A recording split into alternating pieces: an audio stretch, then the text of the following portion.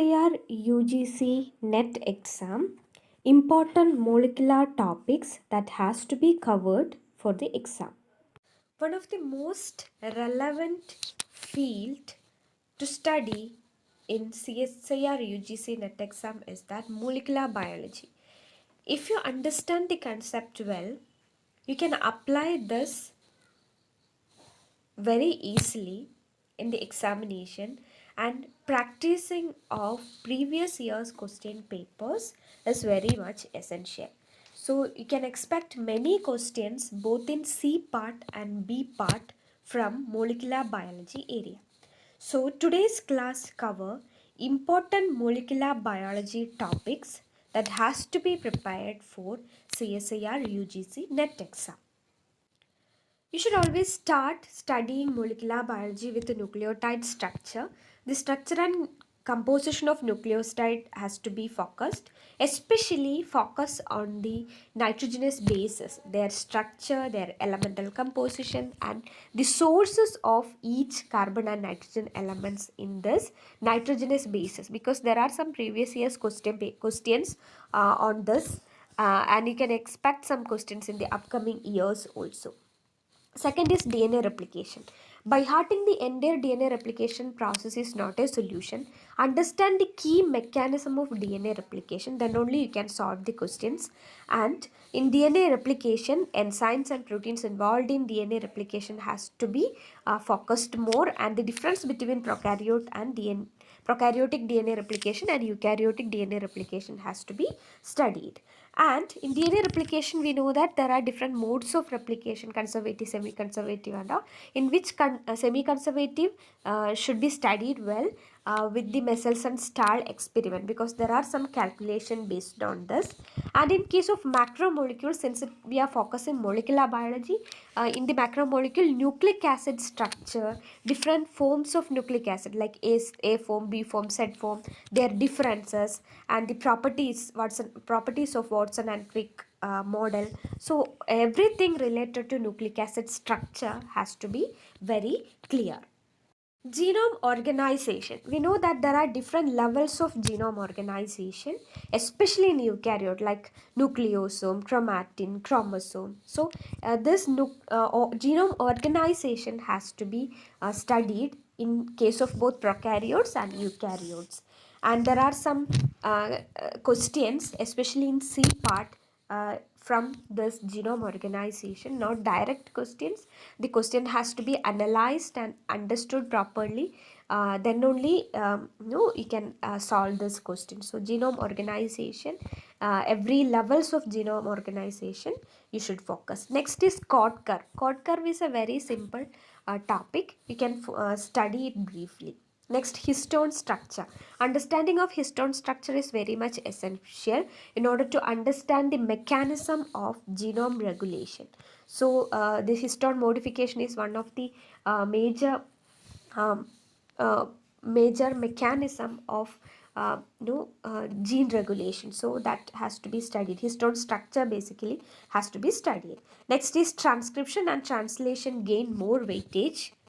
The entire process of transcription and translation should be very clear, especially with the proteins involved in this transcription and some factors in transcription and translation. That factors, you should make a note. You should make a note on it and study it very well.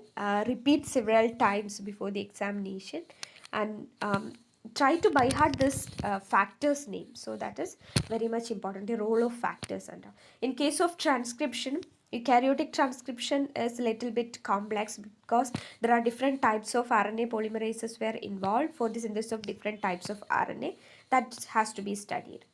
And along with this transcription and translation, some modifications such as processing of mRNA, rRNA, tRNA, like that small topic will come, in which specifically splicing comes. This is very important. You can expect at least one splicing questions in C part. So you should focus splicing very well. So everything will comes in the processing of rRNA, again within this transcription area, transcription and translation area. You should focus on it. And There is one more topic called mRNA degradation that has to be studied in detail. So mRNA degradation in both prokaryote and eukaryote has to be studied. Operon concept, you can study different types of operon like lac operon. Their mechanism of working should be studied well. Lac operon, trip operon, arabinose operon, gal operon, so rRNA operon. This much you should study well. You should know the thorough mechanism of regulation of all this operon, that is negative regulation, positive regulation, catabolite repression. So such key terms has to be focused more. Processing of RNA that I already mentioned along with transcription and translation. Next is bacterial horizontal gene transfer technique. If you are a microbiology students, you may aware about this, like transduction, conjugation, transformation. So based on this transduction, conjugation and transformation, some questions you can expect, especially in related with genetic mapping or genome mapping. You can expect some questions. So study this mapping process very well.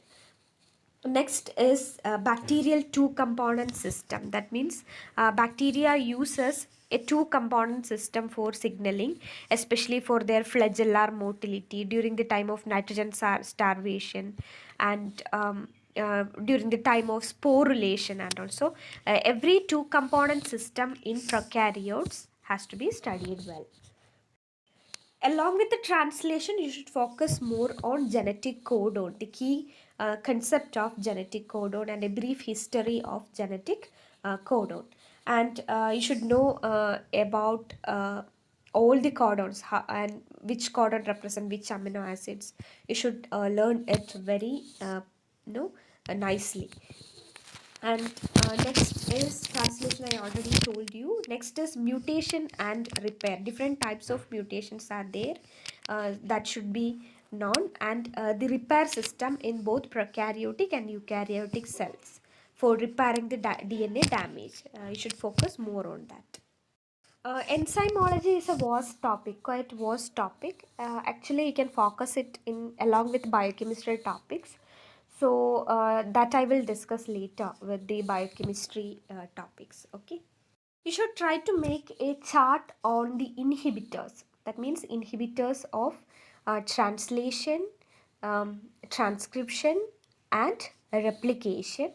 Inhibitors of prokaryotic as well as eukaryotic process has to be studied separately. So there is a quite big list of these inhibitors for the entire process in prokaryotes and eukaryotes that you should study separately, and you should repeatedly get into this inhibitors, or repeatedly try to look into this inhibitors. Then only it will stick on your mind, and at the time of examination we have limited time to think, and also you should try to by heart it quite very well from the starting point of your CSIR preparation only. Then only at the last moment at least you will remember the name of a few inhibitors. Next is translational regulation mechanism in eukaryotes as well as prokaryotes. It is a separate topic that you have to focus. What I discussed, you will get some idea about all this topic or much more information related to these topics from these reference books.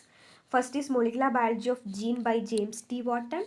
Second, Principles of Molecular Biology, Trop. Third, Cell and Molecular Biology, Concept and Experiments by Gerald Karp. Even Cooper textbook for molecular biology, that also quite useful. And this is the textbook I listed here. It is based on my convenient and what I used to study.